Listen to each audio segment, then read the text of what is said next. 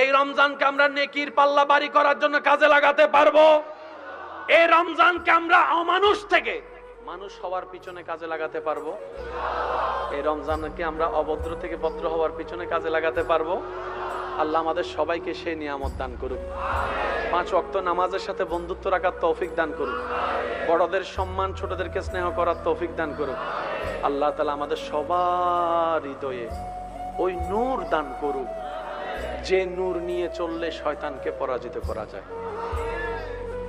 মাঝে মধ্যে সবাইকে ঘুম পাড়ে তাহাজ্জুদ নামাজে সিজদা দেওয়ার আল্লাহ তৌফিক দান করুক।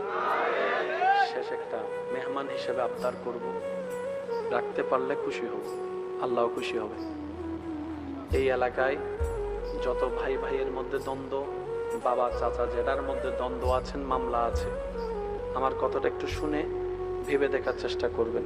যদি সঠিক মনে হয় নিবেন, ভুল মনে হয় বাদ দিবেন। বাবা চাচা যেভাবে মামলা টানতেছে, আপনি আমি সেভাবে মামলা টানতে পারবো? শুনি নাই। বাবার মতো কাজ কোনো সন্তান করতে পারবে? একজন বাবা 10টা সন্তানকে রাখে, একজন মা 10টা সন্তানকে রাখে, কিন্তু একজন সন্তান একটা মাকেও রাখতে পারে না, এমন মানুষ। এই এলাকায় যত মামলা আছে, আমি অনুরোধ করে বলবো, আপনারা এক মার পেটের ভাই হইছে আর কি কোনো কারণে। আর মনে রাখবেন, ঝগড়া যেখানে হয় মাঝখানে শয়তান একজন থাকে।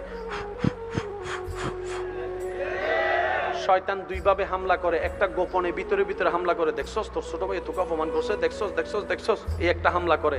আর একটা হামলা করে পরিচিত মানুষকে দিয়ে এমন ভাবে বশ করে, কান ভরা দেয়, তোর জায়গায় আমি থাকলে এতক্ষণ চাইলের ভাত খাওয়াই দিতাম।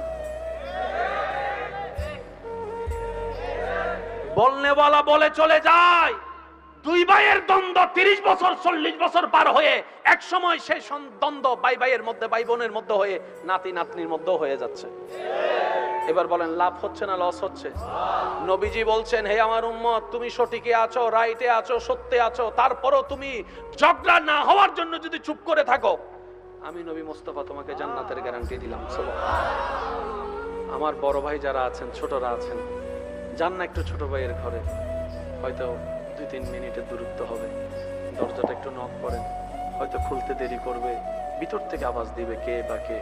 আপনি হয়তো আওয়াজ দিবেন আমি অমুক, হয়তো অনেকে খুলতে চাইবে না, তারপরে নক দিতে থাকেন। আপনি তো বড় ভাই।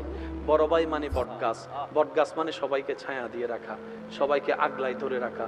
কারণ আপনি তো বড় হয়ে আসেননি, আপনার আল্লাহ বুঝে শুনে আপনাকে বড় বানায় পাঠিয়েছেন। কারণ আল্লাহ জানে আপনি ভাই বোনকে আগলাই ধরে রাখতে পারবেন